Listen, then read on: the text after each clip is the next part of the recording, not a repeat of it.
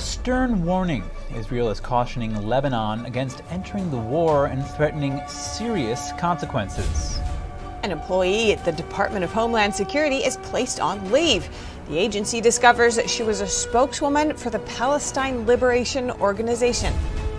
A new report says the once popular ESG investing is dying on Wall Street. Why is this happening? A boat clash in the South China Sea, sparking a round of finger-pointing between China and the Philippines. The Chinese vessel accused of dangerous maneuvering.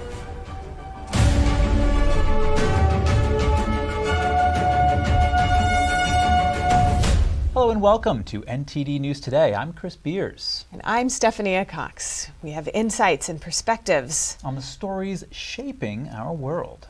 Breaking news, in-depth analysis, and inspiration to power your day. Now for our top stories. A third convoy of aid trucks passed through the Rafah crossing from Egypt today. Lines of empty trucks could be seen waiting on the Gaza side of the border to collect the aid packages. Humanitarian deliveries through Rafah began on Saturday. Israel agreed on the condition that supplies don't end up in the hands of Hamas. President Biden is joining leaders from Western nations in defending Israel. Heads of state put out a statement Sunday condemning terrorism in the Middle East. On Sunday, Biden joined leaders from Canada, Italy, France, Germany, the UK, and others calling on Hamas to release its hostages. The statement reads, "The leaders reiterated their support for Israel and its right to defend itself against terrorism and called for adherence to international humanitarian law, including the protection of civilians." This comes as the Israeli Defense Forces evacuate border towns in the north. However, a few Israeli families refuse to leave their homes near the border with Lebanon. I don't evict since my family is here, and she is refusing to evict. Why? You don't afraid? She's afraid, yes, but she loves most the home. Multiple families told reporters they won't evacuate, even amid increasing violence in the region. On Sunday, Prime Minister Benjamin Netanyahu warned Hezbollah against opening a second war front with Israel. If Hezbollah decides to enter the war, it will long for the second Lebanon war. They will be making the biggest mistake of their lives. And we will hit them with an unimaginable force. It will mean a devastation for them and the state of Lebanon. Meanwhile, the U.S. State Department is urging all Americans in Lebanon to leave immediately. Commercial flight options are still available. The State Department on Sunday also urged Americans still in Lebanon to prepare for emergencies. The Israeli Defense Forces are finding booby traps left by Hamas in towns near the Gaza border. One of them was in a child's pink backpack. The military was working to clear all threats on Sunday.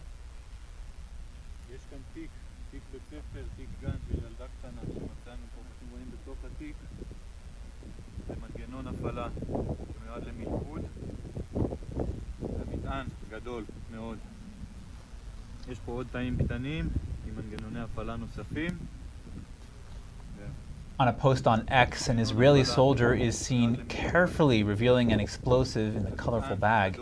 Booby traps have even reportedly been found underneath dead bodies. Such devices are something the IDF will likely have to contend with inside Hamas tunnel networks.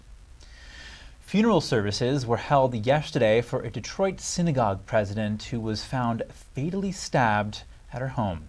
Samantha Wall was a former aide to Congresswoman Elisa Slotkin and a campaign staffer for Michigan Attorney General Donna Nessel, who spoke at her funeral.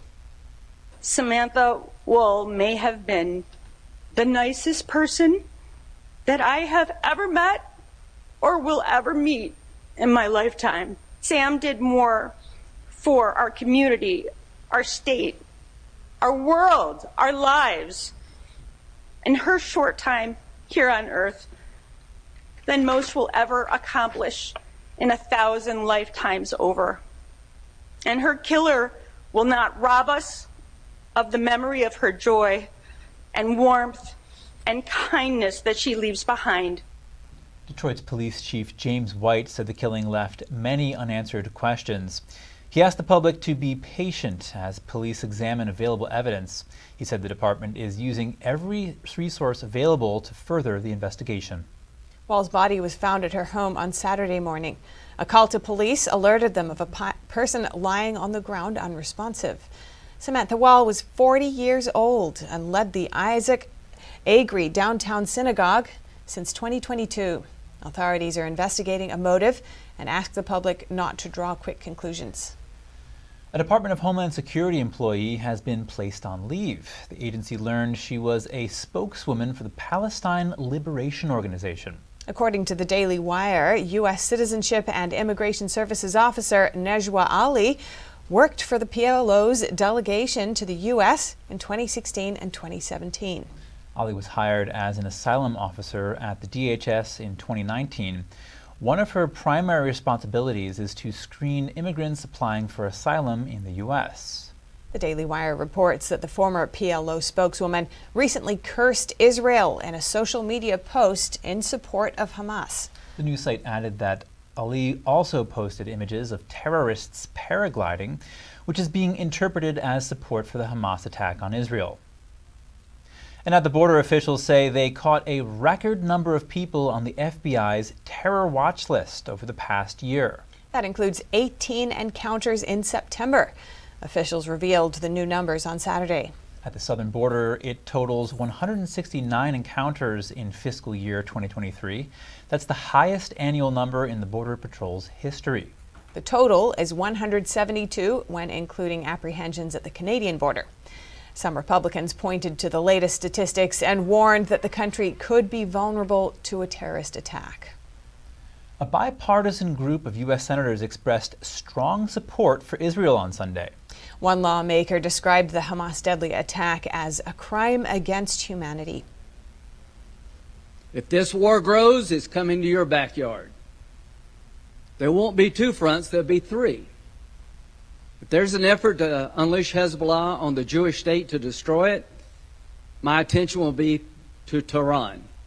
Republican Senator Lindsey Graham repeatedly accused Iran of being responsible for the recent outbreak of violence in the region. The senator's visit to Israel follows President Biden's last week. Both visits focused on containing the Israeli-Hamas war to prevent it from spiraling into an even larger conflict. Senate Minority Leader Mitch McConnell says China, Iran, and Russia pose the most significant threats to the U.S. On Fox News Sunday, the Kentucky Republican used a phrase coined by President George W. Bush following the terrorist attacks of September 11, 2001. This is an emergency. It's an emergency that we step up and deal with this axis of evil, China, Russia, Iran. The Israeli Defense Forces are prepared to invade Gaza by land. But what happens next? We speak with retired Marine Corps Colonel and Senior Fellow at the Center for Security Policy, Grant Newsham. Grant Newsham, thank you for joining us. Israeli Defense Minister Yoav Gallant told Israeli troops they would soon see Gaza from the inside. An Israeli operation inside Gaza seems imminent at this point. What could such an operation look like? Well, hopefully it's going to surprise us. I think that all the pundits are talking about what's coming, and it's almost as if they're predicting what's going to happen in a sporting event. My guess is it's not going to be a sort of a direct steamroll operation, but the Israelis will have some surprises up their sleeves. That's always the best way to go about it, but it's especially the case when you go into an urban environment like this. But the intention here is to destroy Hamas. The Israelis have said this. There's a lot of people trying to get them to hold their punches and hold back from that. But I think we've reached a point where this is a all or nothing sort of affair for the Israelis. And how could the fact that Hamas is holding over 200 hostages affect the IDF's strategy there? Oh, well, it's got to be very important to what they do, what they're trying to do. But I think there's also a sense this time around that the hostages may be the price you have to pay. It was Hamas that took these hostages. It's against every notion of international law, against civilized behavior. And it is a tragic thing. But while it does go into the planning, while the Israelis and the Americans and everyone else, every civilized person would want these back. There is a point at which that you can't do very much about it. And if your objective is to go in and destroy Hamas, that the hostages, unfortunately, have to be sacrificed for this. If that happens, it's entirely the fault of Hamas, these people, nobody else's. This should never have gotten to this point. It should never have been done. As I said, it cannot be, and I can't speak for the Israelis, but when you're doing the planning for this, it cannot be used as a checkmate to stop you. Now, the West is distracted by two armed conflicts, if we're just zooming out a little bit here. The Israel and Ukraine wars, as everybody knows. How will this affect U.S. support for Taiwan as China has vowed to take control of the island in the coming years? Well, it's not good for the U.S. It's not good for Taiwan. Xi Jinping might likes what he sees, however. You can only handle so many wars at a time. America's tied up in Ukraine, now the Middle East, Israel, Gaza, possibly Iran.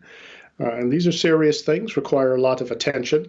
And by definition, the Asia Pacific isn't getting the resources, the attention it deserves. It's a question of hardware, personnel, and also political capital, and also just political attention span. And I'm not sure that America is going to be able to give the Pacific the attention it deserves. And when that happens, well, China sees an opportunity, North Korea sees one, and North Korea will operate based on what the Chinese tell it to do. So this is not looking good. America has been stretched for a long time. It probably hasn't been able to handle even two major conflicts at once, as it's supposed to do for some years. Yeah. Now, Grant, in an interview over the weekend, Senator Mitch McConnell called China, Russia, and Iran the new axis of evil that the U.S. must deal with. He said that it was an emergency to do so. Should we be looking at all these threats and conflicts as connected and part of the same threat rather than separate? You do. It looks as though Mitch McConnell has discovered gravity, but it is good to hear him say this. But yes, but you have to look at the whole map when you're considering the threats we face. And by that, I mean the whole globe. And the Russians, Iranians, the Chinese, the North Koreans, the Venezuelans as well, the Cubans, they all share common strategic objectives here, and that is to go after the United States, to go after the free world and bring it down more than a few notches. So there may be differences between these people. They may not like each other in some respects, but at the end of the day, their strategic interests align, and you have to consider what is happening, at least in terms of a generally coordinated effort. And when it comes to the Chinese, the Russians, and the North Koreans, I think it's a whole lot more than just generally coordinated. There's a sort of a synchronization of interests here. All right, Grant Newsham, thank you very much for your time. Coming up, 9 new House Speaker candidates. Who has the best chance? And will Republicans be able to come together on future policy after all this infighting? Will former Vice President Mike Pence keep running for president if he doesn't make it to the third debate? And former Republican Congresswoman Liz Cheney hinting at a potential bid for the 2024 race. We have that and more just after this break.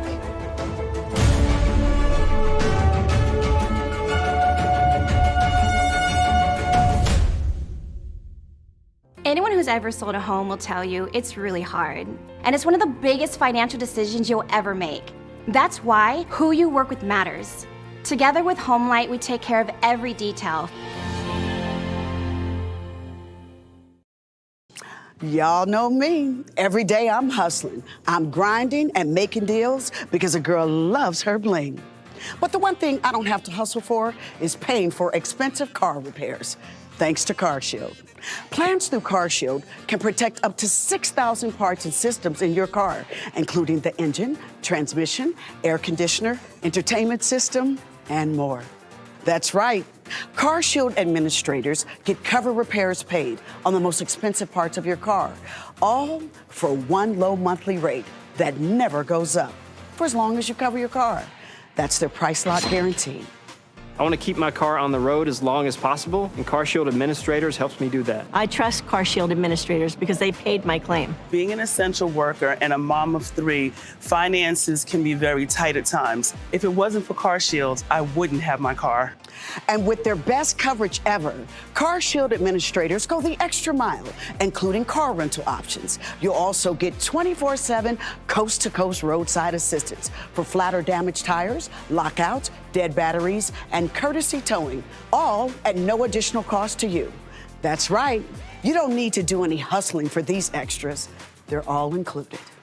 The cars will break down, there's no doubt about it. That's just the way it is. I got stuck with high repair bills before. That's why I called CarShield. Nobody likes expensive car repair bills. That's why you have to call CarShield before you break down. Darlings, if you want to be smart and get those car repairs paid, then call CarShield now. Leave the hustling to the professionals. Pick up that phone right now before your car breaks down. Protect yourself from the unprecedented rise in costs for parts and repairs. Call now to save money with your Price Lock guarantee. Call 800-418-7697. 800-418-7697. 800-418-7697. Say goodbye to harsh, bitter coffee and hello to a delicious, smooth brew. With specialty quality beans, expertly roasted in-house, you'll taste the difference with every sip. Fermented with a blend of 50 enzymes, Dave's Coffee delivers a rich brew like no other. Made with the highest grade specialty beans available, you're sure to taste the difference. Elevate your morning with Dave's enzyme fermented coffee.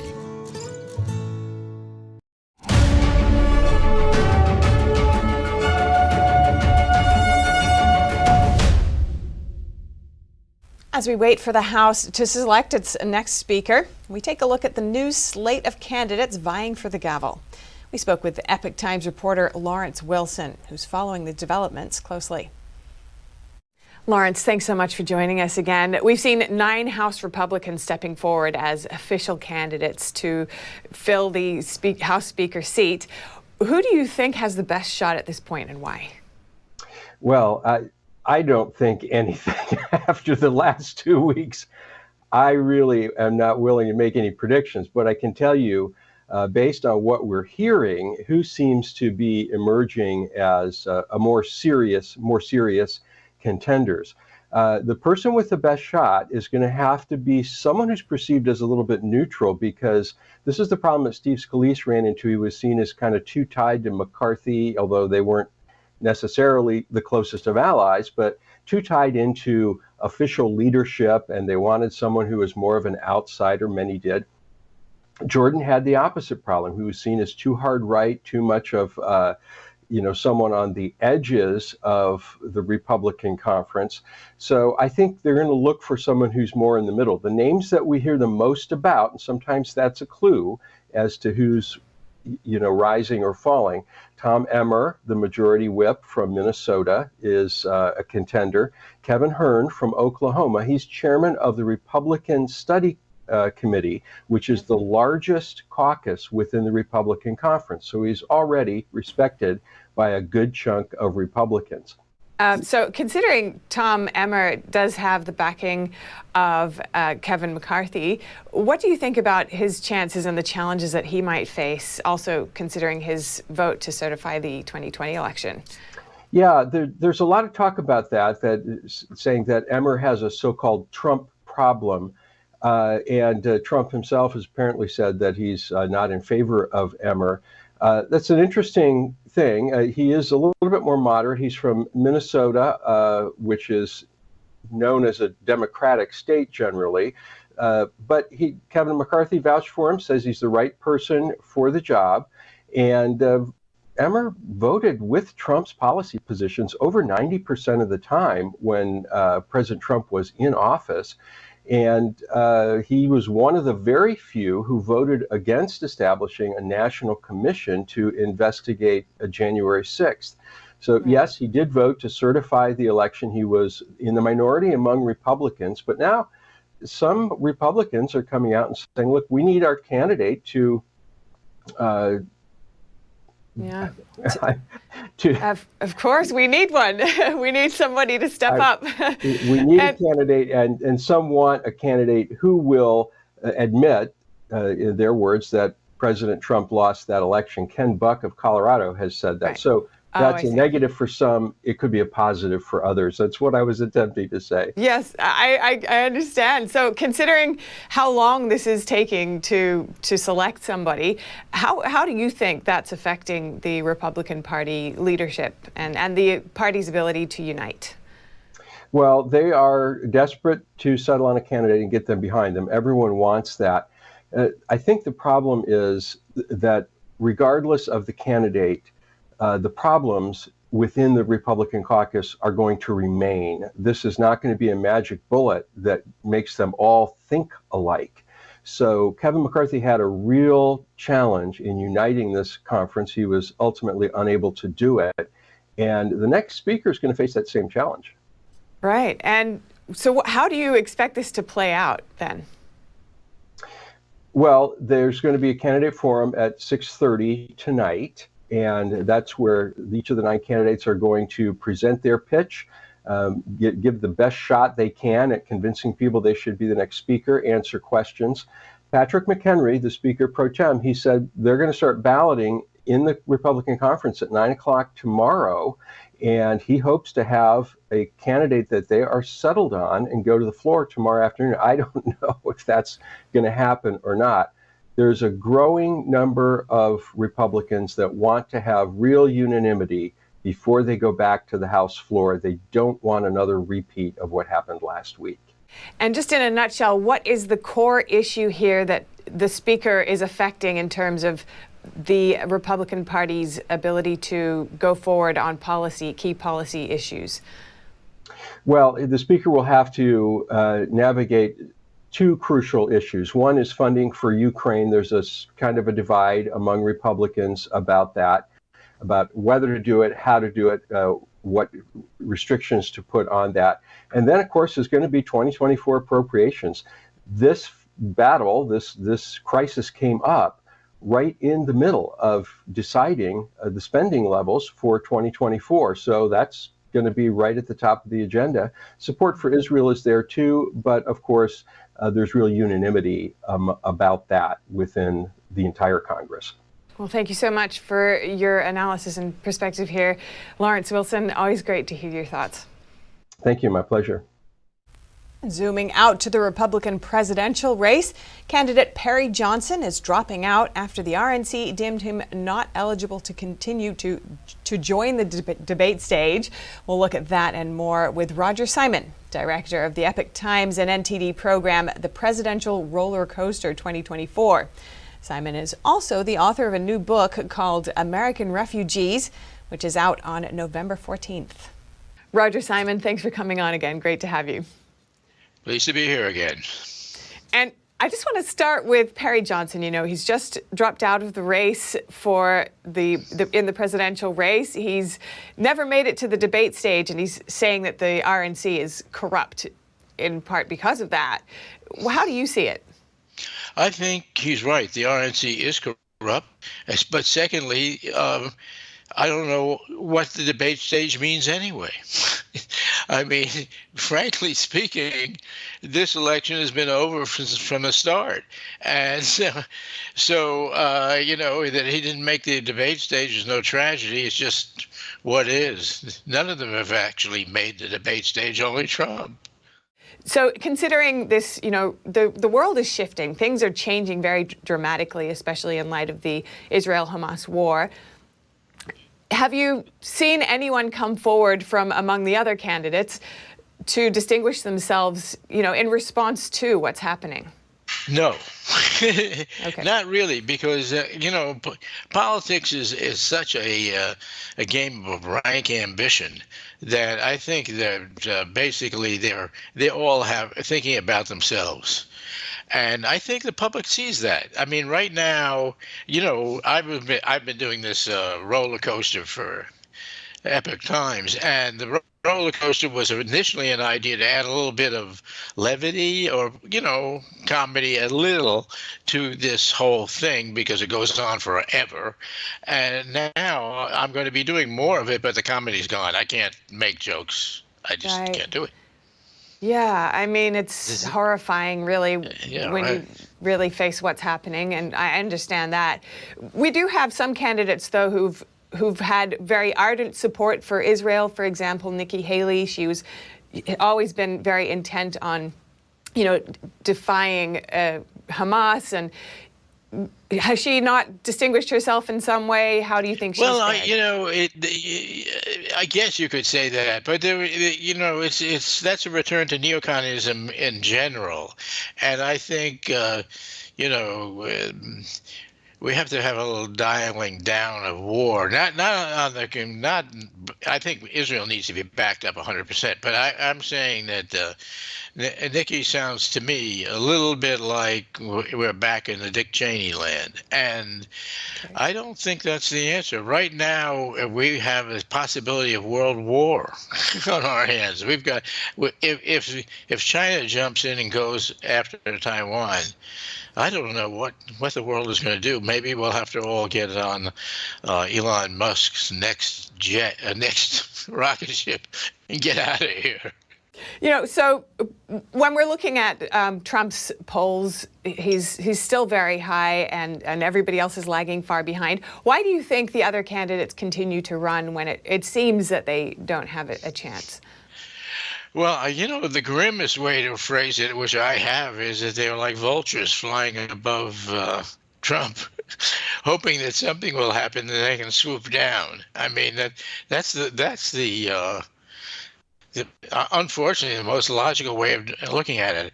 I think were I DeSantis, which I'm obviously not, he's the leading other candidate, clearly, for a long time.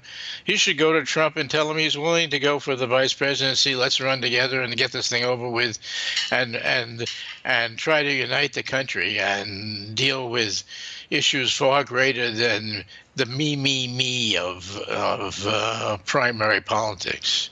You're on the road, as you mentioned, for the presidential roller coaster series, and you're about to interview Doug Burgum, who's not doing so well in the polls. What are you expecting to speak with him about, and where do you plan to I'm going to ask him the hard question: is why are you doing this? Because he's got to have a good answer to that. There are several answers. One of the macabre answer is I'm one of the vultures. The other one is I want to call attention to myself for 2028 or something. But other than that, I don't know what a good answer is. I'm going to be doing it at the Republican Jewish Coalition's annual leadership conference, which is it starts at the end of this week. And that is going to be an interesting event in and of itself because of what's going on in the world. I mean, how are all those people going to respond to people marching in the streets of New York in favor of Hamas? Looking at the candidacy right now, all the candidates, who do you expect to drop out next, and why would you say that? Well, that's a funny question. I really don't know the answer to that. I think that has to do with money, and there's been a lot of rumors that former Vice President Mike Pence is out of money and has been lending his own money to his own campaign. So maybe he will be the next to go, but I don't think that's necessarily so, because he's running his campaign on hatred of Donald Trump, which is not a very good way to run a campaign, but that's what he's doing. And hatred is such a strong emotion that it may keep him in the ballgame. Right. Looking forward, any overall insights for what you expect going forward in this whole campaign? Now you're asking me to be Nostradamus, and I frankly, if you look at the history of Nostradamus, he made a lot of errors. He's over. Right. Fair enough. Yeah, it's all just prediction, and at the moment, we'll have to wait and see. Thank you so much, Roger Simon. Always great to hear your thoughts. Thank you. Former President Trump is now responding to Sidney Powell's guilty plea in the Georgia RICO case. That's the case where Trump and 18 co-defendants are accused of planning to overturn the 2020 election results. Trump says Powell never was his attorney. Trump says Ms. Powell was not my attorney and never was, and that if she was his attorney, she would have been conflicted. Powell's tried to distance herself from Trump in the trial in Fulton County. Her attorney also said she hasn't represented Trump because she never signed an official agreement. Trump also commented on a different matter over the weekend, namely a $200,000 payment made to President Biden. The payment was unearthed as part of a Republican probe into the Biden family's business dealings. Trump commented briefly, writing, "Check, please." The $200,000 check states that the money was for a loan repayment. House Republicans argue this direct payment may be the strongest evidence yet that the president has been directly involved in his family's business dealings. The White House dismissed the check as a distraction, calling it a political stunt meant to damage President Biden politically. Former Vice President Mike Pence is saying he won't drop out of the presidential race. On Sunday, he told NBC's Meet the Press what he hopes to bring to the table. I don't have the most money in this campaign, but I do have the most experience. I mean, it's the reason why I'm running, Kristen. Pence said that campaign contributions are not his greatest strength. But even if he doesn't make the cut for the third debate, he doesn't plan to drop out. Former Republican Congresswoman Liz Cheney is hinting at a possible 2024 presidential run. Cheney harshly criticized former President Trump on CNN's State of the Union yesterday and said she's not ruling out a presidential bid. Cheney did not elaborate on her comments. She is unlikely to garner strong support from Republican voters. Other anti-Trump GOP candidates, such as Chris Christie and former Arkansas Governor Asa Hutchinson, have failed to gain traction in the polls. Meanwhile, Trump leads by more than 40 points on average in current polls. Cheney is the oldest daughter of former Vice President Dick Cheney. She said earlier she wouldn't run for president if she thought it would help Trump win in 2024. That included an independent bid that might take votes from President Biden. Cheney lost her bid for Wyoming's lone House seat to Congresswoman Harriet Hageman in the 2022 Republican primaries. She lost by nearly 30 percentage points. A coroner in New Zealand looks into the deaths of 51 Muslim worshippers in 2019. The inquiry hopes to establish what happened after the nation's deadliest attack. We'll have the details soon when we return.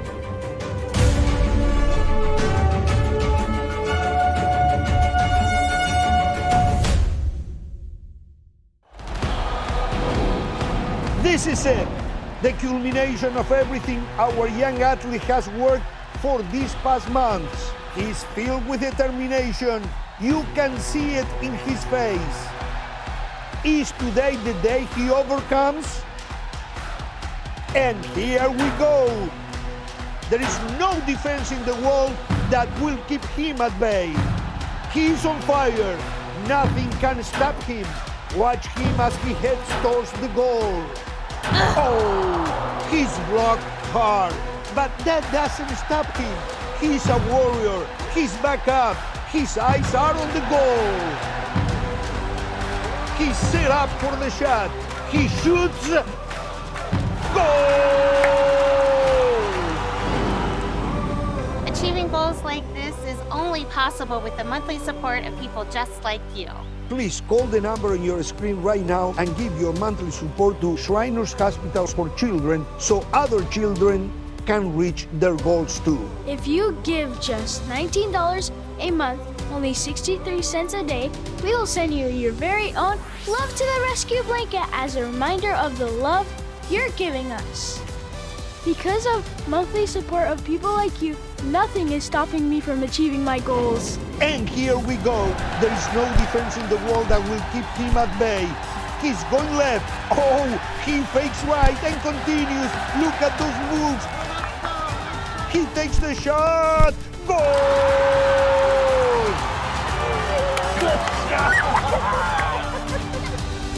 Please call or go online now. If operators are busy, call again or go to loveshriners.org to give right away. Your monthly gift help kids achieve their goals. Goal! My Towels solved a problem that we've all had with towels. You go into the stores and they feel lotiony and soft, but then you get them home and they wind dry you. That's why I made My Towels. They actually work, they're soft, and they absorb. And now I'm excited to announce 2 brand new lines of My Towels. What makes them the best towels ever is they're now made with 100% long staple Shapir cotton. This is a combed ring spun cotton that makes My Towels even softer and more absorbent than ever. And now you get a 6-piece set for an amazing introductory sale price as low as $29.98. So go to mypillow.com or call the number on your screen. Use your promo code to get My Towels for only $29.98. Or you can get my designer premium line for just $20 more. Either way, you save 50% now on all My Towels. They actually work. What a concept. This offer won't last long, so please order now. MyPillow.com.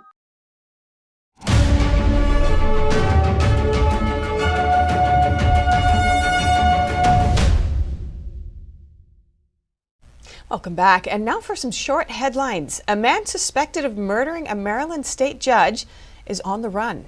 Authorities released this picture of Pedro Manuel Agote.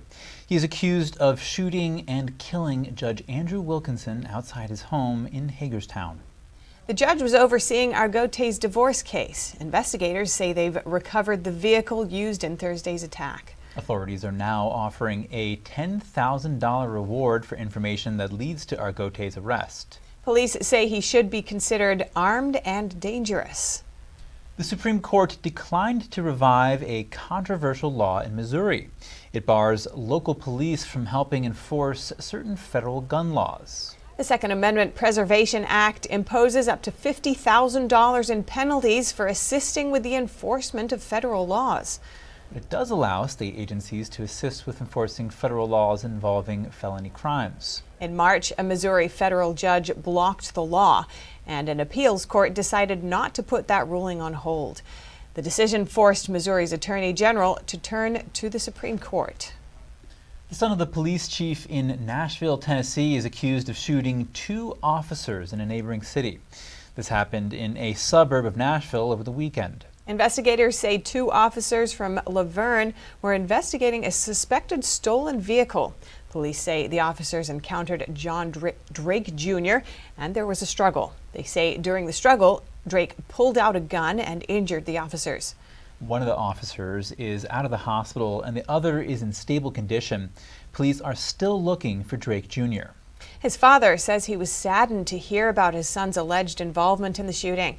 He says he's estranged from his son and they've had minimal contact in recent years. Teachers in Portland, Oregon are preparing to walk off their jobs. The union set November 1st as its strike date and says negotiations with Portland Public Schools are at a standstill.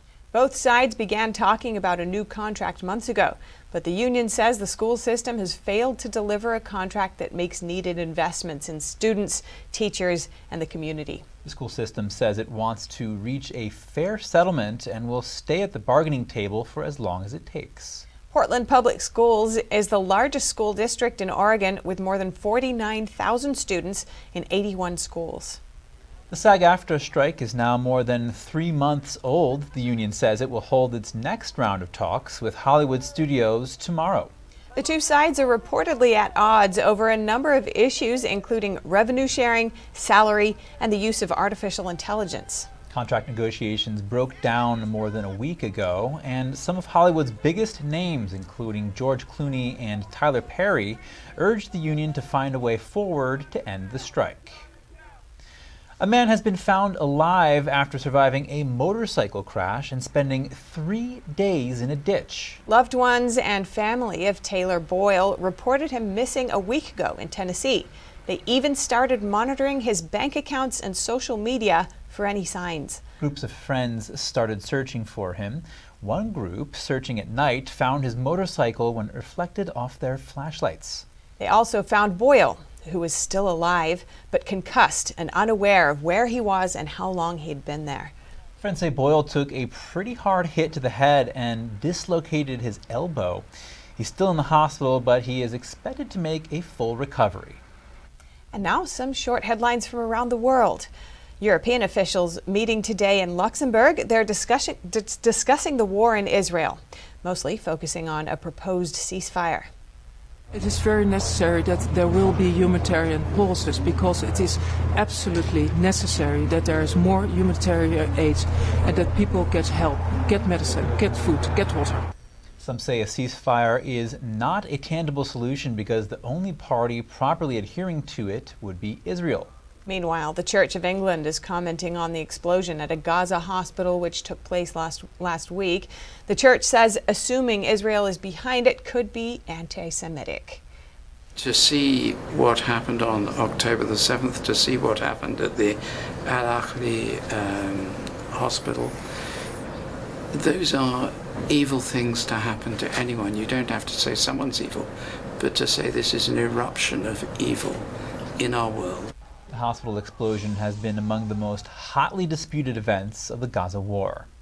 Hamas was quick to accuse Israel of carrying out an airstrike on the hospital. However, several investigations have concluded that the strike came from within Gaza. The Gaza Health Ministry has put the hospital death toll at over 400, and Israeli officials said it appeared to be several dozen. Meanwhile, the Prime Minister of the Netherlands is traveling to Israel today. He's set to speak with Prime Minister Benjamin Netanyahu and then separately with Palestine's Mahmoud Abbas. The Netherlands confirmed the death of a Dutch woman who traveled to Gaza. She visited her family shortly before the outbreak of the war. The Netherlands Prime Minister asked Israel for clarification about the woman's death. And in Germany, thousands gathered to show support for Israel. Here's Germany's president at the event. It is unbearable that Jews are afraid again today, in our country of all places, that Jewish parents no longer send their children to school, in our country of all places, that the Holocaust memorial right beside us has to be protected by the police. Protesters demanded the release of hostages taken by Hamas. Police in Germany have increased security for Jewish institutions after a spate of incidents. The city of Berlin banned pro-Palestine demonstrations. On Sunday, police officers surrounded participants of a pro-Palestinian rally. Over to the conflict between Azerbaijan and Armenia. Azerbaijan today announcing a series of joint military exercises with the country of Turkey. Up to 3,000 military personnel are participating in the exercises. This comes after Azerbaijan retook a breakaway region last month. This prompted most of the territory's ethnic Armenians to flee. Turkey has close linguistic and cultural links to Azerbaijan. The country offered military and political support during its 3-decade-long conflict with Armenia. In Spain, authorities seized gold artifacts stolen from Ukraine after thieves were caught trying to sell them in Madrid. The 11 pieces are valued at over $60 million. 3 Spaniards and 2 Ukrainians were arrested. The pieces had forged documents to make it look like they belonged to the Ukrainian Orthodox Church. Russia reiterated it had nothing to do with the damage to a gas pipeline in Europe. The line connects Finland and Estonia. Latvia's president previously said that NATO should close the Baltic Sea to ships if Russia were proven responsible for the damage. Winter is coming, and in Ukraine, that is a grim prospect. The country is heading into the cold months with a crippled energy system. It's faced relentless Russian drone and missile attacks. That leaves parts of the network more vulnerable than a year ago. Here's the story. Dmytro Sakharuk is executive director at DTEK, the country's biggest private energy company. Certainly, we can say that the reliability level will be lower because not everything can be done as envisaged during construction. That will mean more long winter nights without light or heat for many Ukrainians, and yet more pain for businesses and the wider economy. Now Russia denies all charges that it's deliberately targeting energy infrastructure to inflict pain on ordinary people. But Ukrainian President Volodymyr Zelensky says quick help is needed from allies. We are doing everything we can so that Ukraine acquires more air defense systems before winter. Right now, we are waiting for our partners to take certain decisions. However, all efforts regarding either the defense of critical facilities or their urgent reconstruction undertaken on a regional level have to be prioritized before winter begins. Ukraine won't give details on the damage to its energy system, saying it's sensitive information during wartime. But in June, the United Nations estimated that the country's power generation capacity was down by around a half compared with pre-invasion levels. Switzerland just voted in more conservative lawmakers. The right-wing Swiss People's Party gained 3% more votes since 2019. While the Centre Party slightly outpaced the Radical Liberal Party for the first time ever. And the left-wing Green Party ended up with just over 9% of the vote. That's nearly 4 percentage points less than in 2019. The Swiss People's Party secured nearly 29% of the vote. Turnout for the elections approached 47%, a slight increase from about 45% 4 years ago. But the outcome is unlikely to change the makeup of Switzerland's top government leadership. A coroner is looking into the deaths of 51 Muslim worshippers who were killed in 2019 in New Zealand's deadliest shooting.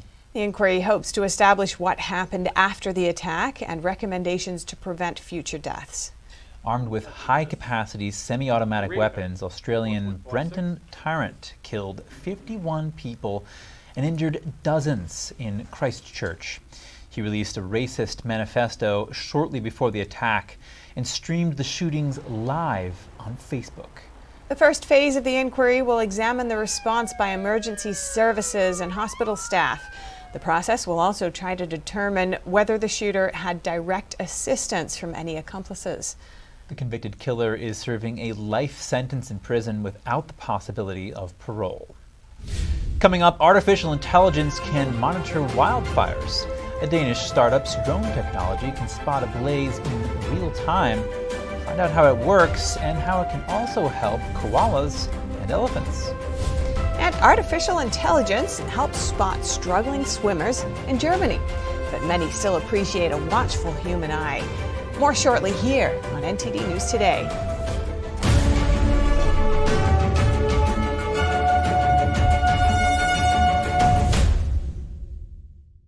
Anyone who's ever sold a home can tell you it is really hard. That's why who you work with matters. Together with Homelight, we've helped thousands of people sell faster and for the best price. What if you could whiten your teeth by simply brushing your teeth? Now you can with Smile Actives, the teeth whitening breakthrough that safely gets your teeth white and keeps them white every day, just by brushing your teeth. I never thought that whitening my teeth could be so easy. I just put the gel on the brush, the toothpaste on it, brush, and I can see my white teeth. Simply add Smile Actives to any toothpaste and our patented PolyClean technology activates into a powerful microfoam that penetrates into the enamel surface to safely lift and remove stains. You need a simple way to whiten your teeth. Without strips, without trays, without going to the dentist. And it was about time that a product was developed that you would be able to do that with just brushing. And now, Smile Actives is even better with new Pro Whitening Gel with 33% greater whitening power, clinically shown to whiten teeth faster, up to 8 shades. 100% of users saw whiter teeth. On food stains, coffee and wine stains, even on veneers, crowns, and dentures. I eat the blueberries, I drink the coffee, and I know that Smile Actives will keep my teeth white every day. If you could use something so easy like Smile Actives to take yellow teeth to white teeth, why wouldn't you? Why spend hundreds of dollars for whitening treatments at the dentist when now you can whiten your teeth with new Smile Actives Pro Whitening Gel every time you brush your teeth? Call or go to smileactives.com and for a limited time get new Pro Whitening Gel for just $24.95. Order in the next 5 minutes and buy one get one absolutely free for just $24.95. That's 2 for 1 and save 58%. We'll even include free shipping. Get your teeth whiter guaranteed or return it within 60 days for your money back. I smile every day now. The difference is literally night and day. So now I'm always smiling, always choosing, because now my teeth are much whiter. This offer is not available in stores, so call or click now before the special buy one get one free offer goes away. We're all just trying to keep things running for those who rely on us. Ready! That's why we don't have time to be sick with the flu. And especially this year, no one has time to get sick. Get a flu shot for yourself and those around you too. There's always a searching process for beauty. You know it when you see it.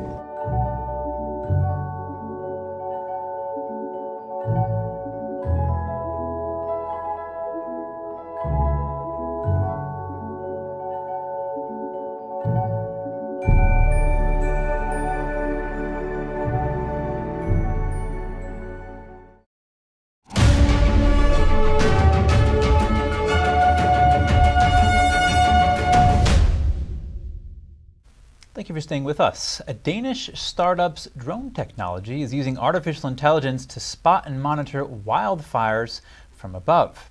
NTD's Andrew Thomas has the details.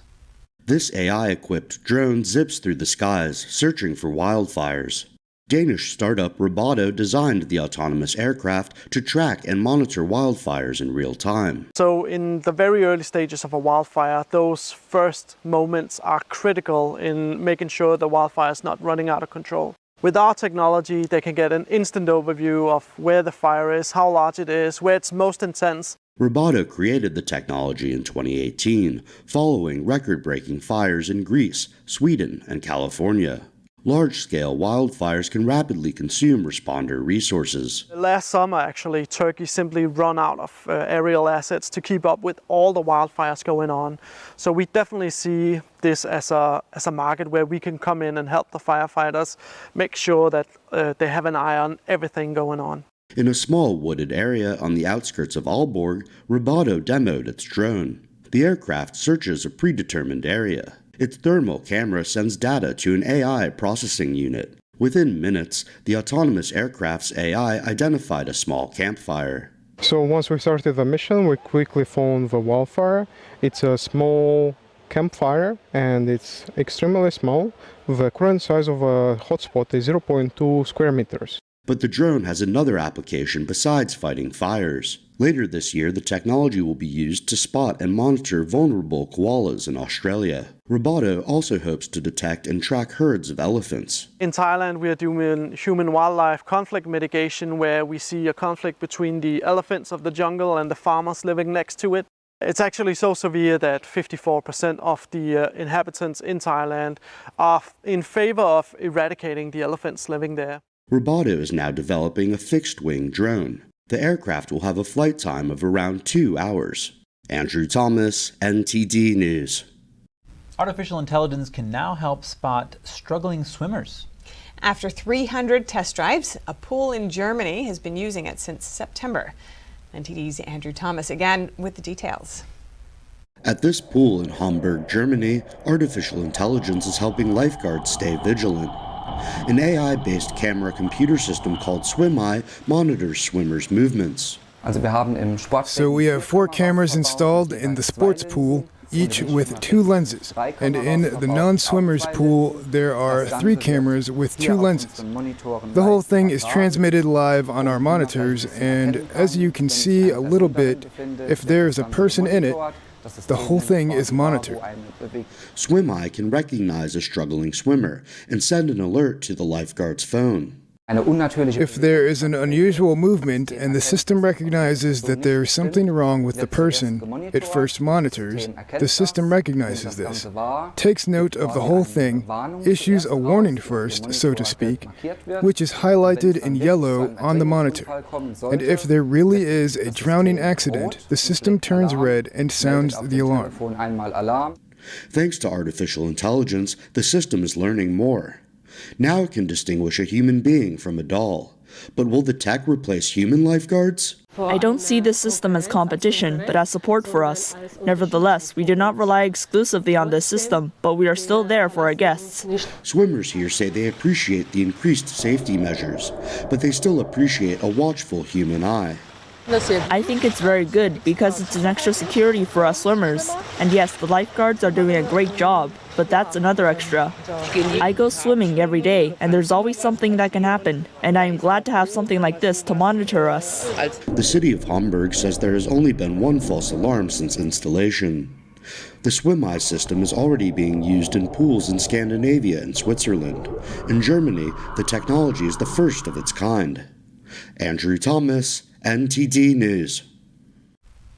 You know, Steph, I wonder if they'll ever just replace human lifeguards altogether with these types of technologies. Gosh, we're kind of all asking this question with AI all over the place, aren't we? But so many different things, right? I don't think it would be possible to eliminate humans altogether. Yeah, I would hope so. In terms of lifeguards, at least. Would you rather have a robot or a human lifeguard? Oh gosh, I mean, if you're really in dire straits, you'd want a human to rescue you, I think. At least at this stage. Yeah. Well, we'll have more news after the break, so stay tuned.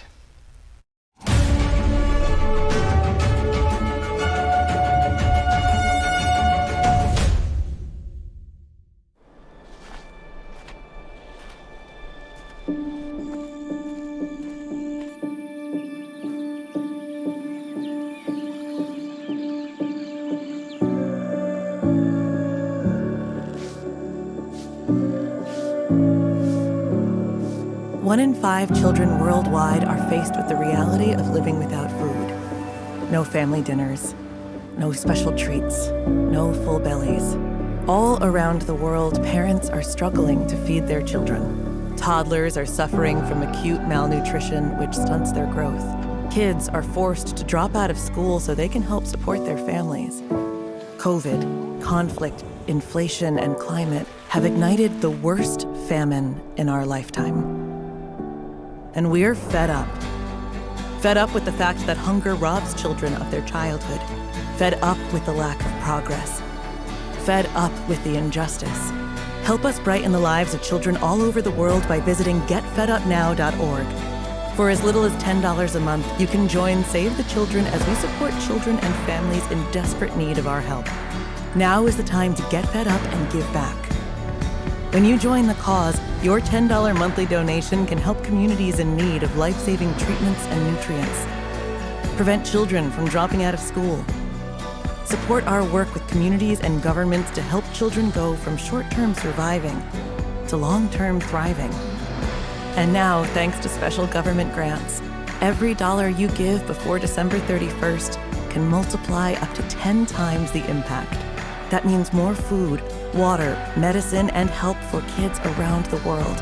You'll also receive a free tote bag to share your support for children in need.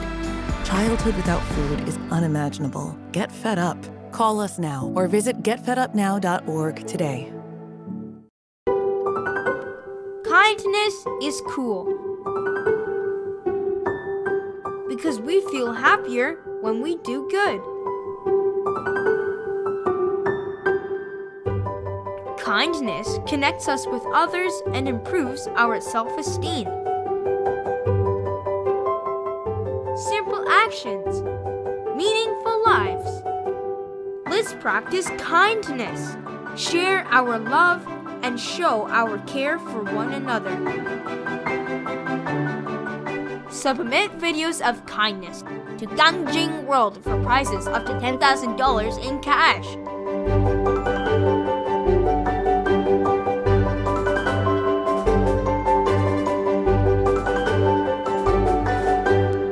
For more information, visit gangjingworld.com.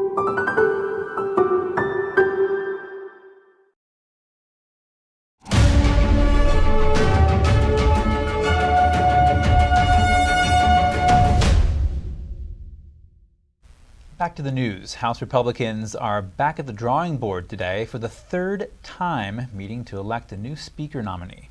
This is after Jim Jordan failed to get enough support to secure the gavel last week. NTD's Melina Wisecup has updates for us. Melina, tell us what the game plan is for Republicans this week. Hi, Chris. Hi, Steph. So definitely House Republicans have a lot of pressure on them during this week, entering the third week without a House Speaker. So the game plan as of today is that they'll meet tonight at 6:30, once again behind closed doors, to choose their third nominee for Speaker. Tonight is just a candidate forum to where the candidates will be able to lay out their plans, their vision for the party, and try to separate themselves from the other candidates. And then tomorrow they'll meet in the morning for electing that nominee. And we'll really be looking at how that vote unfolds for for the nominee, because that could be indicative of what we can expect to see later on the House floor. Patrick McHenry, the Speaker Pro Tem, wants to bring this up for a floor vote at some point this week. But the reason why we're going to be looking at that internal vote for the nominee is because, just like we saw with Steve Scalise and Jim Jordan, they fell far shy of the votes that they would need to secure the gavel, and that resulted in them stepping away from the nomination and having to go back to the drawing board once again for Republicans. So that's why we're really going to be looking at how this internal meeting and this internal vote unfolds this week. And so, Melina, as far as who has entered the race, there are folks from all aspects of the party, some more moderate, others more conservative, and they're not all in leadership. Tell us more about who has entered the race so far. Yeah, that's a key point, Steph. So there are 9 people who have jumped in this race so far. And like you mentioned, yes, some of them are not in leadership at all. Others are in the lower ranks of leadership. The highest ranking leadership member that is actually in the race is Tom Emmer, which is not really a household name, but he's the Republican whip, and McCarthy has already thrown his support behind him. But the thing with Emmer is that some of the votes that he's taken that aren't as conservative as the most conservative faction of the party, that could cause trouble for him and create more chaos within the party.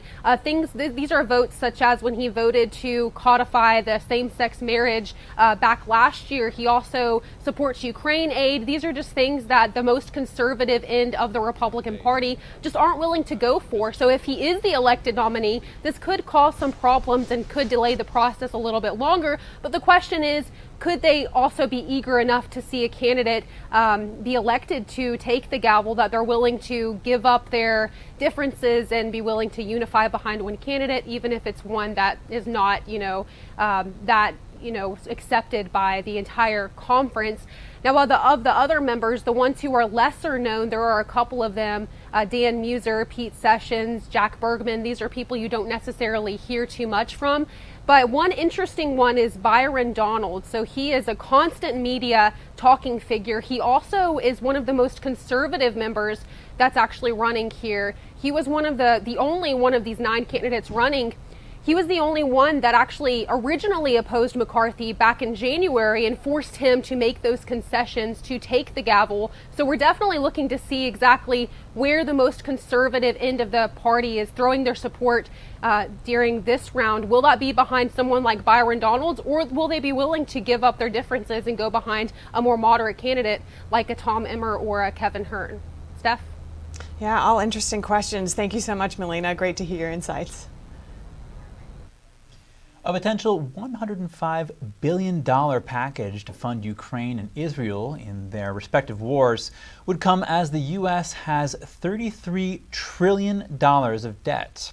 We speak with economic and national security analyst Antonio Graceffo about the impact this spending could have at home and abroad. Antonio Graceffo, thank you for joining us again. President Biden has requested $105 billion to help Israel and Ukraine. What will the impact of this proposed spending be on these 2 wars? As for Ukraine, it's very important that the U.S. continue its support for Ukraine, or else Ukraine is going to fall. With Israel, they have a very capable military, but they need our help with munitions. Got it. And how does the cost of helping our allies and strategic partners win these wars compare to the cost of winning wars like these ourselves? Yeah, that's a very good point, is that by giving this aid to these other countries, we're avoiding going into a war, which could run into hundreds of billions, maybe even trillions of dollars at this point. So it sounds like getting into it ourselves would be more expensive? Yes, getting into it ourselves would be much more expensive. Also, Americans would die. So as it is right now, the United States is combating Russia without any Americans dying and at a relatively low cost. Now, the U.S. national debt is expected to surpass $43 trillion by 2033. How much longer can spending like this go on? That's a very good question. Nobody actually knows.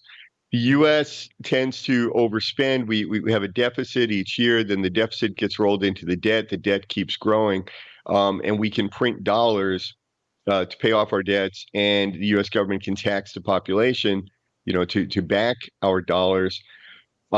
Is there a limit? As an economist, I would say we're at a very dangerous level, and we need to start curbing our spending and start looking at a way to bring down the debt. Now, Janet Yellen is talking about raising taxes to fund the nation's spending. Of course, raising taxes can disincentivize economic growth. At what point does raising them become counterproductive here? Well, when the government raises taxes, this increases the cost for businesses. And so if you were planning to start a new business, you want it to be profitable, you compare the cost to what you think is the revenue. And if the cost is too high, you're not going to start that business. And if you don't, that means fewer jobs are created. And if fewer people have jobs, then there's less tax revenue coming in. So any increase in the taxes is going to have a negative impact on job creation and the wealth of citizens.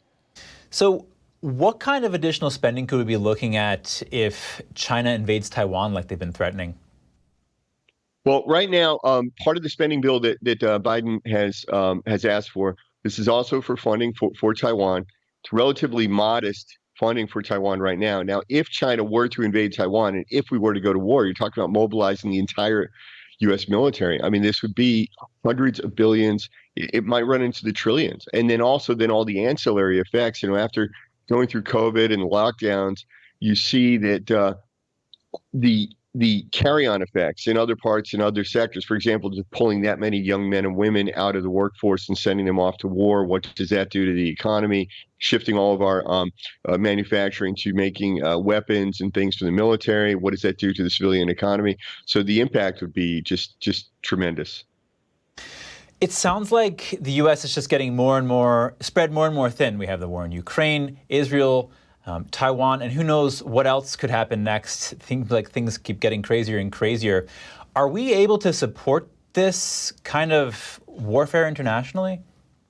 Well, right now, I don't see any problem with supporting Israel, Ukraine, and Taiwan at the same time, because the amount of money that's going to Israel and the amount that's going to Taiwan is relatively small. The amount of money going to Ukraine is very large, but it's also necessary.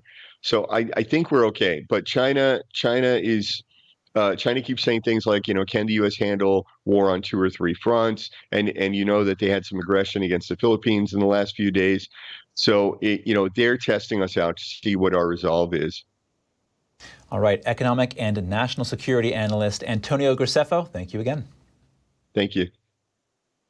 A son of one of the founders of Hamas says the terror group uses the humanitarian aid it receives for its vast tunnel network under the Gaza Strip. In an interview with Fox News, Mossab Hassan Youssef said Hamas has no regard for human life. He says instead of helping Palestinians, the U.S.-designated terror organization build its military capabilities. They used the funds and the aid that came to Gaza, instead of it went to the people, they used it to dig tunnels. Youssef's interview with Fox comes as the Biden administration advocates for more humanitarian aid to be sent into Gaza.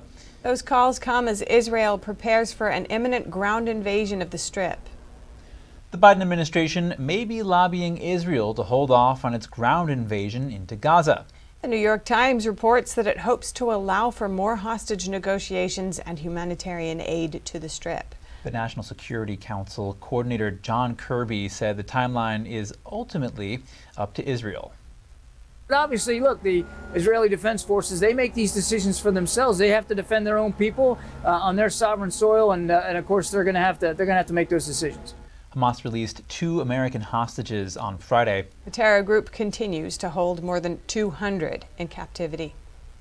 A Department of Homeland Security employee has been placed on leave. The agency learned she was a spokeswoman for the Palestine Liberation Organization.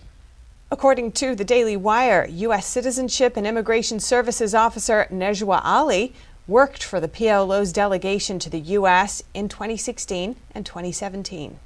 Ali was hired as an asylum officer at the DHS in 2019.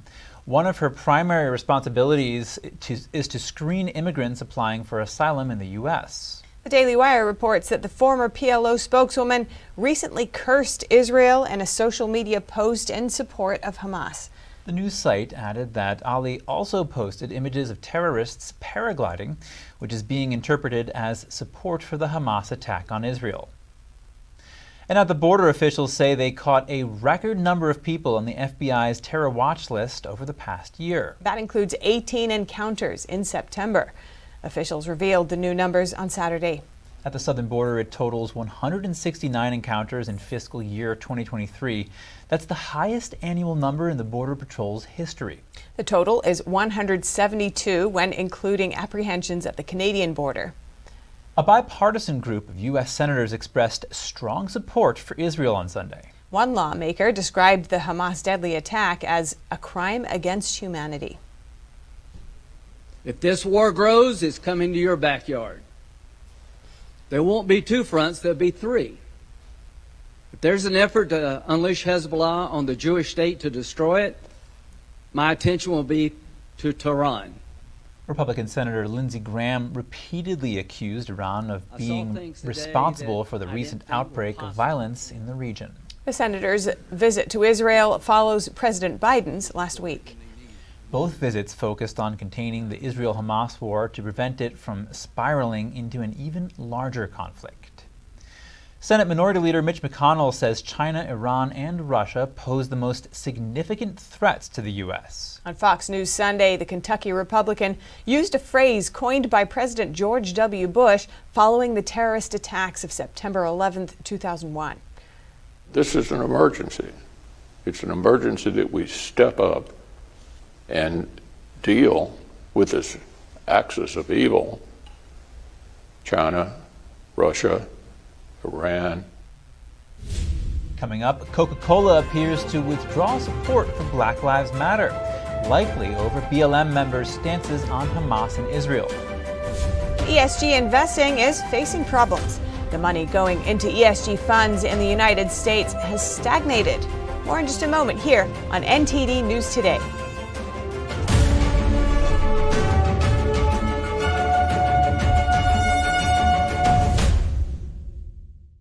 Anyone who's ever sold a home will tell you it's really hard. And it's one of the biggest financial decisions you'll ever make. That's why who you work with matters. Together with HomeLight, we take care of every detail. Don't be screwed by lesser spine institutes who bait you with minimally invasive procedures, then switch to screws, rods, disc replacements, and hardware. At Bonati, no metal hardware fusions are ever used. Bonati invented the precise tools necessary to minimize surgery, scarring, anesthesia, and recovery. So successful are the Bonati spine procedures, they consistently reflect 98.75% patient satisfaction. Over half our patients have suffered from failed back and neck surgeries at other facilities. Visit AskBonati.com. Do you feel the bills getting higher and higher every time you check out at the supermarket? Do you feel your monthly discretionary money has decreased, although your income increases yearly? Inflation is eating away at your wealth. Digital wallets and central bank digital currencies are destroying your financial privatization. Only gold and silver are constitutional forms of money. Our privacy was to be protected against unlawful search and seizure. Midas Gold Group will help you take control of your finances and protect your wealth and your privacy. Pulling money out of the corrupt banking and investment system is a way to privatize your finances as the elite push us towards digital wallets and central bank digital currency. Protect your wealth with real money. Deal with the best. Midas Gold Group, a proud America First company. MidasGoldGroup.com.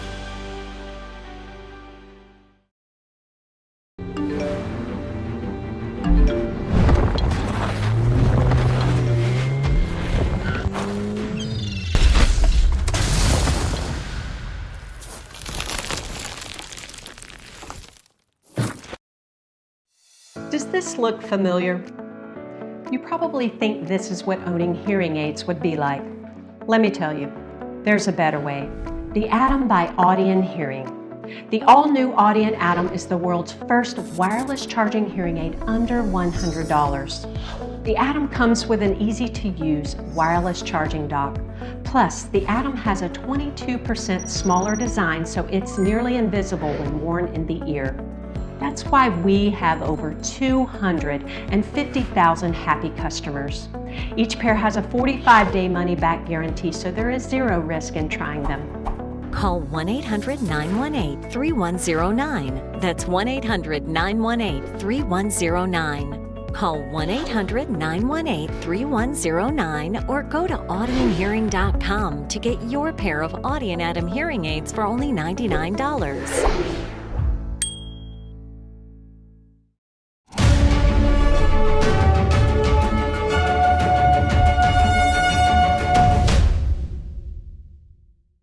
Welcome back. Looking now at the Republican presidential race, candidate Perry Johnson is dropping out after the RNC deemed him not eligible to join the debate stage. We'll look at that and more with Roger Simon, director of the Epoch Times and NTD program, The Presidential Roller Coaster 2024. Simon is also the author of a new book called American Refugees, which is out on November 14th. Roger Simon, thanks for coming on again. Great to have you. Pleased to be here again. And I just want to start with Perry Johnson. You know, he's just dropped out of the race for in the presidential race. He's never made it to the debate stage, and he's saying that the RNC is corrupt in part because of that. How do you see it? I think he's right. The RNC is corrupt. But secondly, I don't know what the debate stage means anyway. I mean, frankly speaking, this election has been over from the start. And so you know, that he didn't make the debate stage is no tragedy. It's just what is. None of them have actually made the debate stage, only Trump. So considering this, you know, the world is shifting. Things are changing very dramatically, especially in light of the Israel-Hamas war. Have you seen anyone come forward from among the other candidates to distinguish themselves, you know, in response to what's happening? No, not really, because, you know, politics is such a game of rank ambition that I think that basically they all have thinking about themselves. And I think the public sees that. I mean, right now, you know, I've been doing this roller coaster for Epoch Times, and the roller coaster was initially an idea to add a little bit of levity or, you know, comedy a little to this whole thing because it goes on forever. And now I'm going to be doing more of it, but the comedy's gone. I can't make jokes. I just can't do it. Yeah, I mean, it's horrifying, really, when you really face what's happening, and I understand that.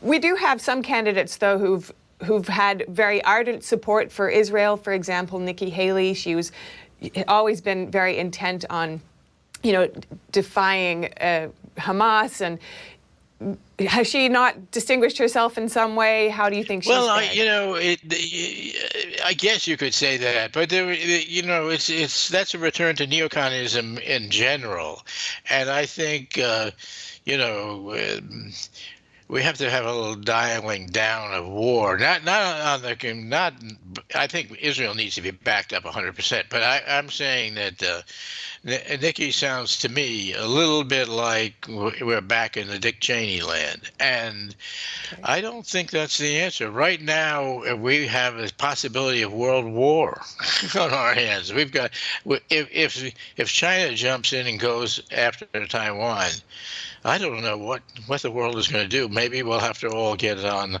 Elon Musk's next rocket ship and get out of here.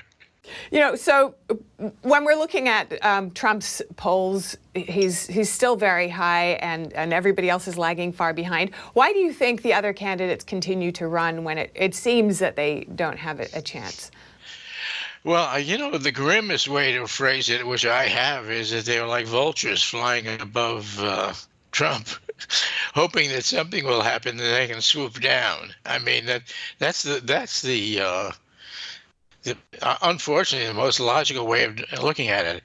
I think were I DeSantis, which I'm obviously not, he's the leading other candidate, clearly, for a long time. He should go to Trump and tell him he's willing to go for the vice presidency. Let's run together and get this thing over with, and try to unite the country and deal with issues far greater than the me of primary politics. You're on the road, as you mentioned, for the presidential roller coaster series, and you're about to interview Doug Burgum, who's not doing so well in the polls. What are you expecting to speak with him about, and where do you? Well, I'm going to ask him the hard question: is why are you doing this? Because he's got to have a good answer to that. You know, there are several answers. One of the macabre answer is I'm one of the vultures. The other one is I want to call attention to myself for 2028 or something. But other than that, I don't know what a good answer is. I'm going to be doing it at the Republican Jewish Coalition's annual leadership conference, which is it starts at the end of this week. And that is going to be an interesting event in and of itself because of what's going on in the world. I mean, how are all those people going to respond to people marching in the streets of New York in favor of Hamas? Looking at the candidacy right now, all the candidates, who do you expect to drop out next, and why would you say that? Well, that's a funny question. I really don't know the answer to that. I think that has to do with money, and there's been a lot of rumors that former Vice President Mike Pence is out of money and has been lending his own money to his own campaign. So maybe he will be the next to go, but I don't think that's necessarily so, because he's running his campaign on hatred of Donald Trump, which is not a very good way to run a campaign, but that's what he's doing. And hatred is such a strong emotion that it may keep him in the ball game. Right. Looking forward, any overall insights for what you expect going forward in this whole campaign? Now you're asking me to be Nostradamus. And frankly, if you look at the history of Nostradamus, he made a lot of errors. He's over. Right. Fair enough. Yeah, it's all just prediction and at the moment.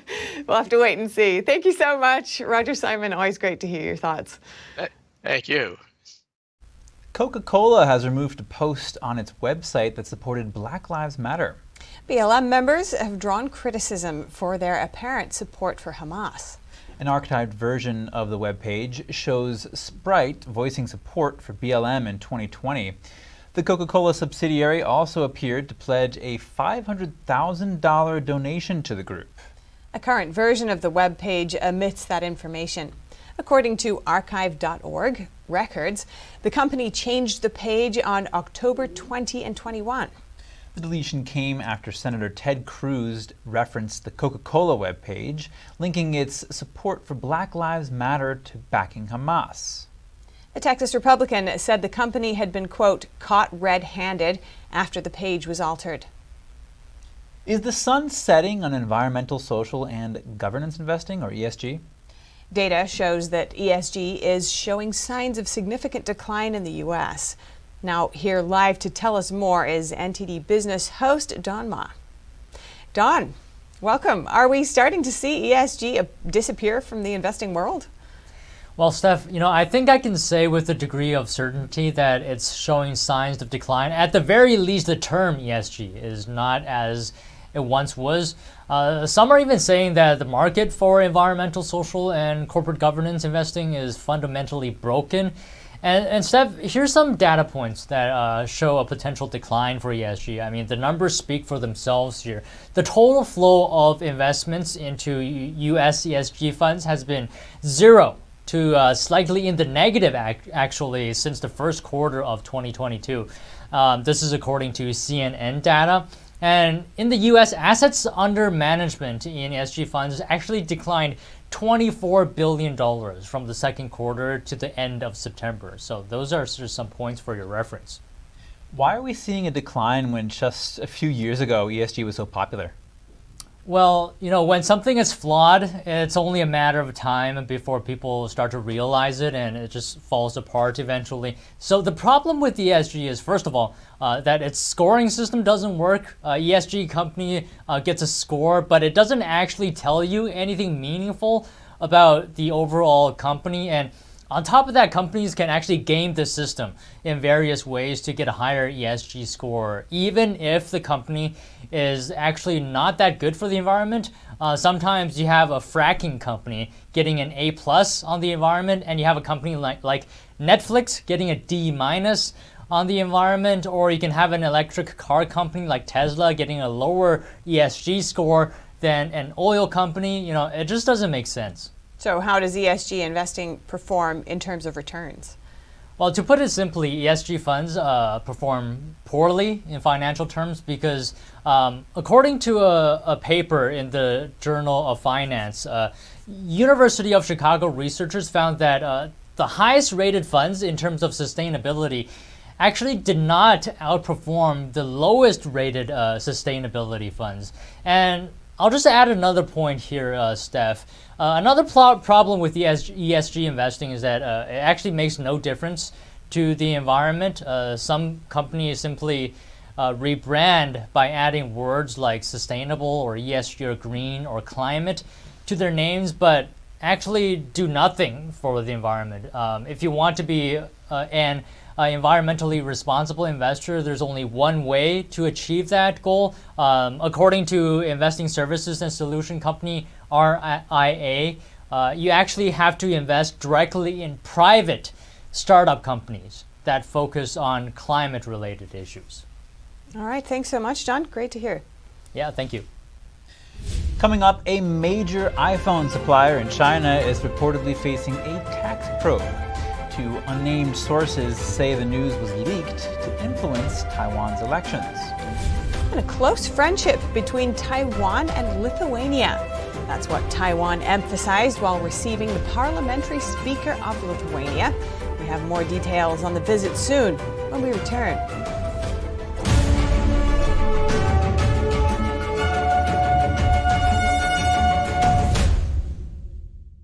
Did you know African elephants could become extinct in our lifetime?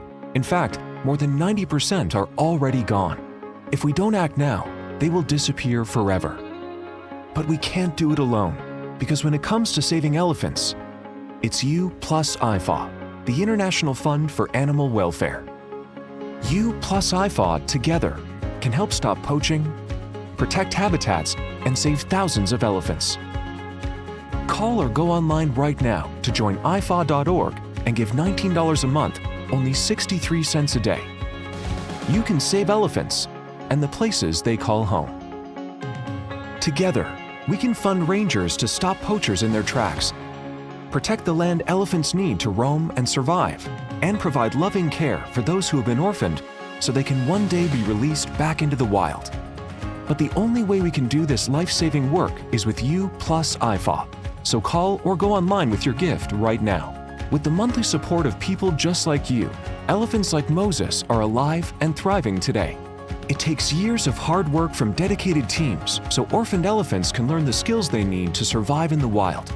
So please, call now or go online with your monthly gift. You can help provide the urgent care elephants need so this generation won't be the last. And when you use your credit card, you'll get this exclusive membership kit, including your very own IFAW t-shirt to show it's you plus IFAW standing together to help rescue and care for these majestic creatures. The danger for elephants is more urgent than ever before. That's why we need you. It's going to take all of us to help save elephants before they disappear forever. So please, call right away or go to joinifaw.org with your monthly gift. Because together, you plus IFAW can save lives.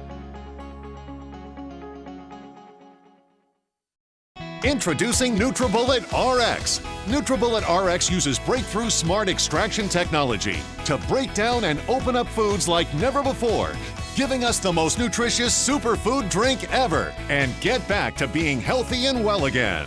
My stomach issues literally went away. My shoulder pain has gone. I was able to sleep better at night. I've lost 100 pounds. During this TV offer, you can have the complete NutriBullet RX system rushed to your home for just 6 payments of only $29.99. You'll also receive this amazing bonus, the NutriBullet RX Hot Soup Maker. Just place it on the base, and the NutriBullet RX switches into soup mode to make hot, delicious, nutritious soup in an instant. You can have the complete NutriBullet RX system for just 6 payments of only $29.99. We'll ship the NutriBullet RX system right to your door for free. That's right, free shipping.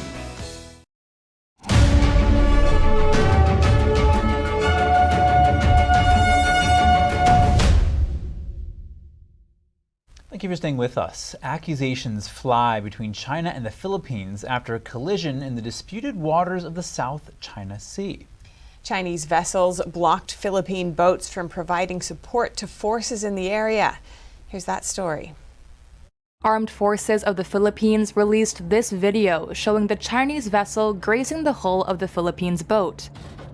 The collision occurred during the Philippines' resupply mission to troops stationed on a rusted World War II-era transport ship used as an outpost on the shoal.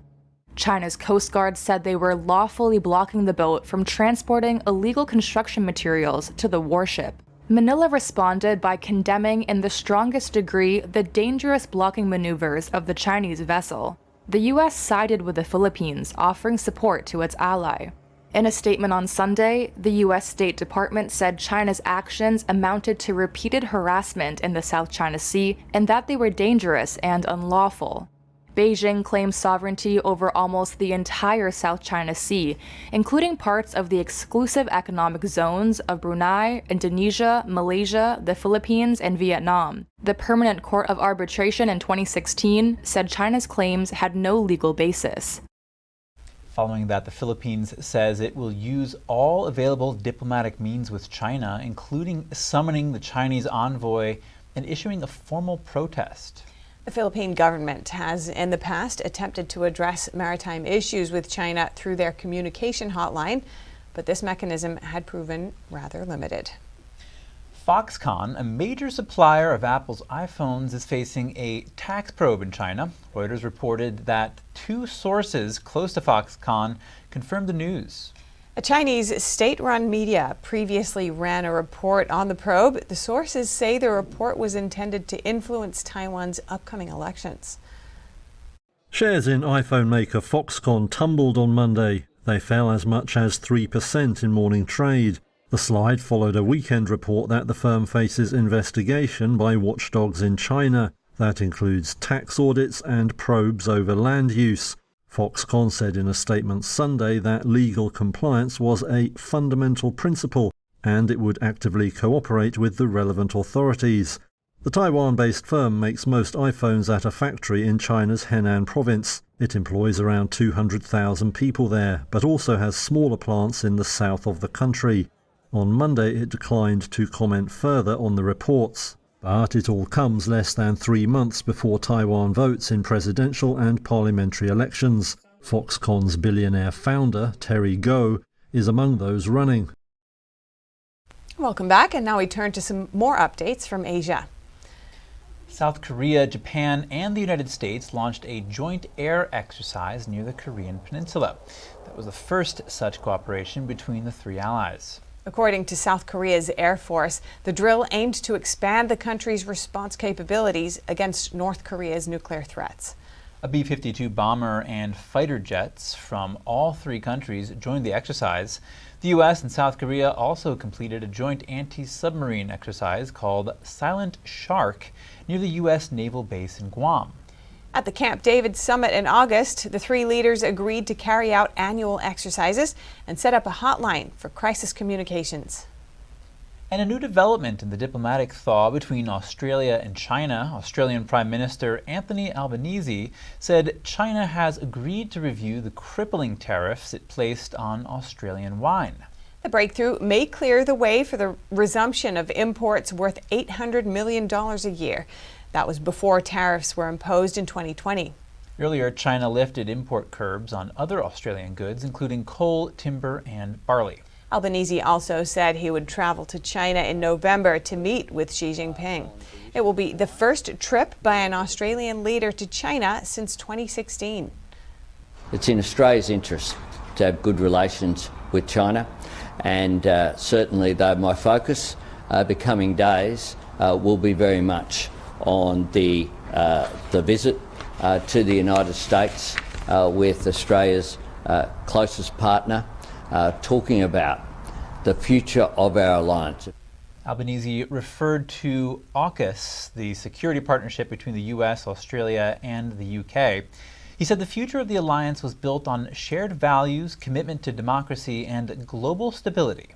Under the trilateral pact, the U.S. and Britain will cooperate to provide Australia with a fleet of nuclear-powered submarines that aims to counter a more assertive China in the Indo-Pacific region. Taiwan's President Tsai Ing-wen welcomed the Parliament Speaker of Lithuania today. The two spoke about the importance of cooperation between democracies. Tsai said the two countries have become close friends. The official is the highest-ranking representative of Lithuania to visit Taiwan in 2 years.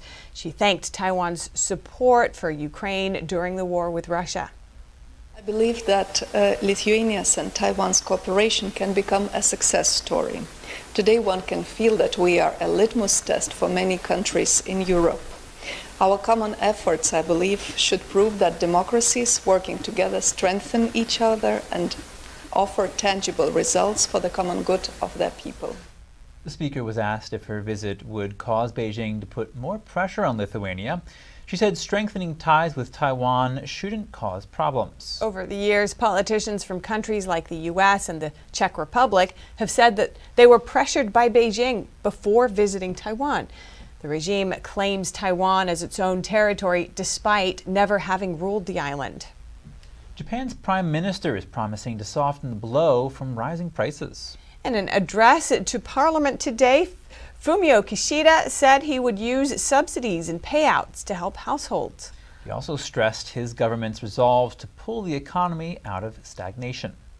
The change we need to tackle first is the economy. We're seeing signs of change in an economy that has been focused on cutting costs for 3 decades. Inflation in Japan has been fueled by the rising cost of raw materials. That's kept price rises above the central bank's target of 2% for more than a year. And wages haven't kept pace, falling in real terms for 17 months in a row. Now Kishida says the government will soften the blow by extending subsidies on gasoline and utilities. There will also be tax breaks for firms that boost wages and investment. To ensure this change takes hold, we must achieve sustained structural wage increases and promote investment through private-public cooperation. Economy, economy, economy. I'm putting the highest priority on the economy. With his poll ratings sagging, Kishida has also promised to draw up an economic stimulus package that could include tax cuts. Coming up, cards are making way for flocks of sheep on the modern streets of Madrid. Local shepherds take us back to a tradition thousands of years old. And romance gets a boost when a French farmer pops the question in giant letters written in a field. More shortly on the unique marriage proposal here on NTD News Today.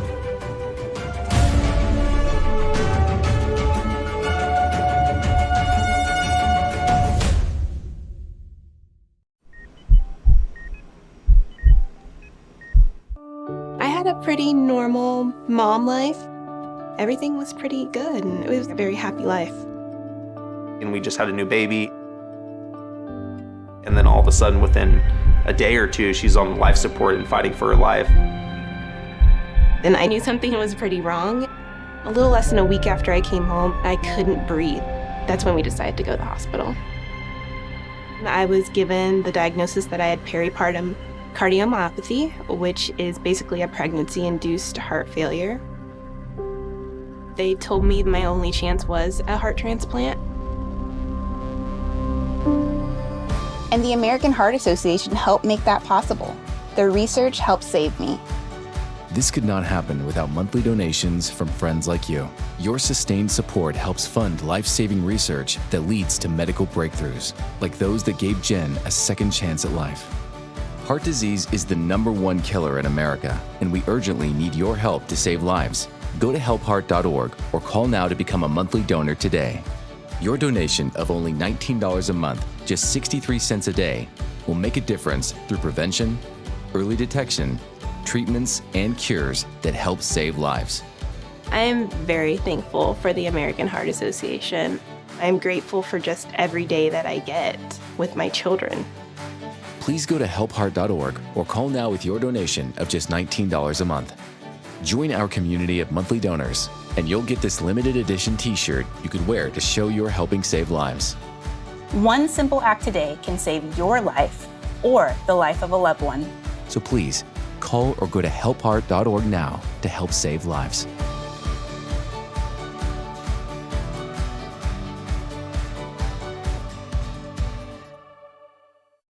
Two neurosurgeons couldn't figure out anything that was wrong with me or what I would need surgery for. Dr. Bonatti, without even seeing me, knew I was hurting, knew they could help me. First time I came in here was Monday, and today is Thursday. I've had 2 surgeries and am doing fantastic. I'm still in shock that I can walk.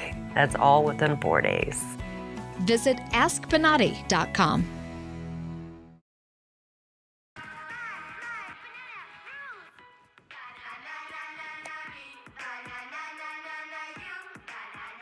Losing the fear of looking foolish comes with age.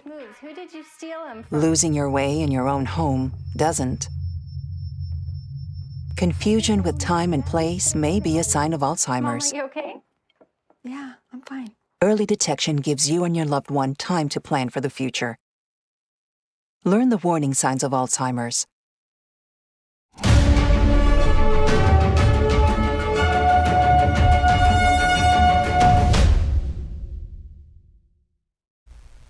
Female rickshaw pullers in Tokyo are taking tourists for a ride to experience the local culture. A growing number of women are entering the profession and raising their profiles on social media. NTD's Andrew Thomas has the details. Yuka Akamoto carries visitors through Tokyo's Asakusa district on a black 2-wheeled rickshaw. Sweat pours down her face. I have zero experience with sports, so pulling the rickshaw was extremely difficult for me. At first, I went through a lot of trouble, such as dropping the rickshaw, and there were many times when I thought about quitting, but now I'm getting the hang of it. Akamoto is proud to be an experienced puller, but she says she gets some funny looks. There's still quite a strong impression that this is a man's job. People who come from elsewhere often give me the look as if they were saying, "Huh? A girl's pulling a rickshaw?" The name of rickshaw girls may have gained some popularity in Asakusa area recently, but I want to raise the profile even more. Almost 30% of the pullers at Akamoto's employer, Tokyo Rickshaw, are women. The president of Tokyo Rickshaw says it can create a comfortable atmosphere for female customers. The first girl was cool. Since we posted videos of her on social media, many girls have followed suit and joined us. Now we have about 25 female drivers, and we need to increase the number even more. Currently, we have 90 drivers, so women make up less than half. Both male and female pullers use social media to build their popularity and win repeat customers. Some request them personally, even from overseas. The rickshaw driver I rode with a year ago told me they also post videos on social media. And when I checked it out, I saw many videos of women training hard and becoming rickshaw drivers themselves. It gave me confidence that I could do it if I tried hard. The most popular pullers can make over $6,500 a month, 3 times the nation's average monthly wage. Stress may be inevitable, but if handled properly, it can have a positive effect. These 5 simple practices can transform your experience of daily life and reduce stress levels. Here's NTD's Gina Marie with Strong Mind and Body.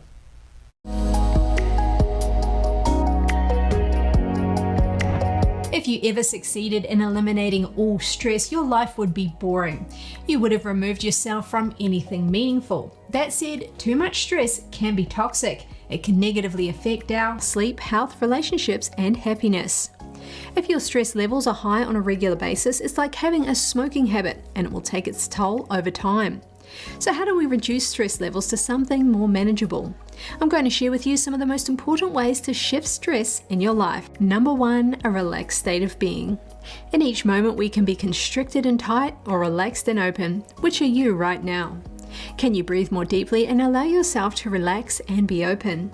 This state of relaxed being is always available to us, but we have to recognize when we are in a constricted state. Number 2, breathing practice. When you are stressed and feeling in a constricted state, take a moment to breathe deeply into your belly. It can have an immediate and profound effect on your physiology and state of mind. When we are constricted and stressed, our breathing is shallow. Few things can send us into a fight or flight state as quickly as the lack of oxygen. Deep breathing helps you to move your nervous system into a more relaxed state. Number 3, simplify and prioritize. Our lives are filled with endless choices and commitments, and simplifying can be liberating. Take a step back and evaluate your responsibilities. What truly matters? Can you reduce your commitments and put certain things on the back burner? Or better still, let go of them completely so you have less on your plate. Number 4, nurture through nature. Nature has an innate ability to soothe our minds and restore our spirits.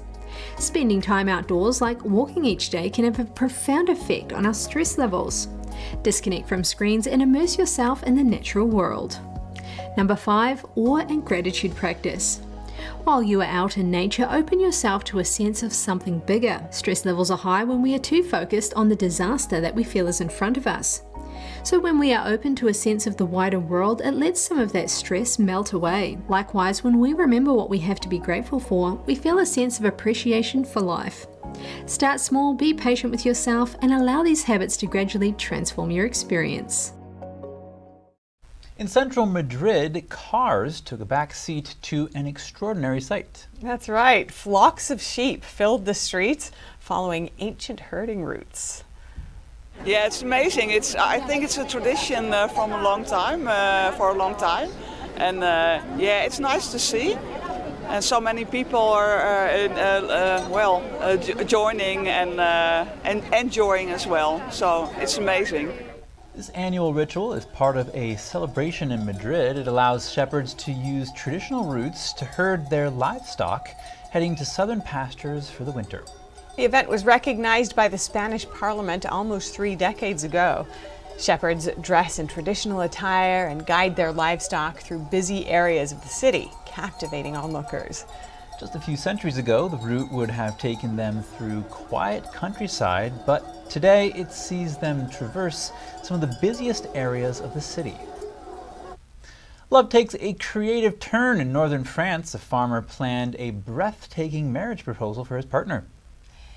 Here's his fiancée recalling her surprise. We went to a field, and there was a man waiting for us with a drone. He flew the drone, and as it went up the field, I saw a message that read, "Will you marry me?" in giant letters. And then my now future husband kneeled down and asked me to marry him.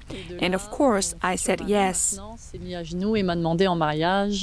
Julian had been preparing for the proposal for a year, using a tractor and brush cutters. He wrote the almost 600-foot-long phrase in the 5-acre field. He popped the question last week by inviting his partner of 8 years to take a walk into the fields of flowers. As they arrived, a man flew a drone overhead, capturing video of the giant letters. Wow, incredible. Oh, how sweet is that? I know, it's so adorable. Have you ever heard of any other crazy proposal ideas? I haven't heard too many, I've got to say. What about you? Well, there was somebody who proposed on live TV once. Oh, yes, I have heard about things like that. I mean, that really ups the ante, doesn't it? Yes, exactly. I just wonder what made him take so long. He waited 8 years. Oh, this guy, yeah, well, perhaps he was planning the design of the field and the artwork that it sounds like it was. Right, the perfect proposal. Right. That's all for today's news. Thanks for tuning in. Feel free to reach out to us with any news tips or feedback at news.today@ntd.com. And we'll be back with more stories tomorrow.